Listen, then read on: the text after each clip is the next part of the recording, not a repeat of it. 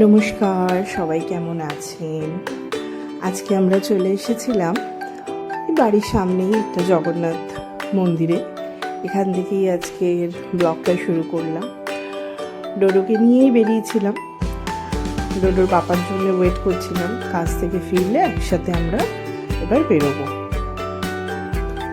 আজকে আমরা গেছিলাম মাহেশের রথ দেখতে, আর ঠাকুরের দর্শনও করতে গেছিলাম। এখন যেহেতু মাসির বাড়িতে রয়েছে, বলছিল যে এটা সব থেকে বড় রথ। আমি কোনোদিনও দেখিনি, মানে পুরীর রথ গিয়ে সামনে থেকে কোনোদিনও দেখিনি, সুযোগ হয়নি। তো এখানে যেহেতু সামনাসামনি থাকি তাই এখানে গেলাম।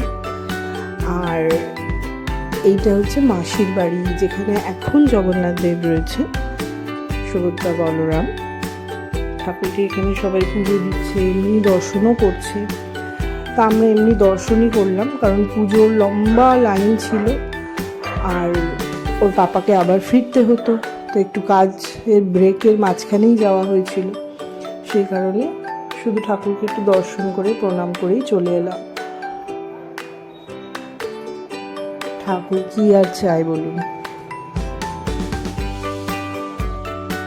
এই ছিল সেই দিনকার আমাদের টুকিটাকি একটু ঘোরা। ফেরার সময় আবার রথ দেখতে দেখতে একটু মেলার সামনে দিয়ে ঘুরে চলে আসলাম। এটা ছিল সেদিনকার লুক। ভালো লাগলে লাইক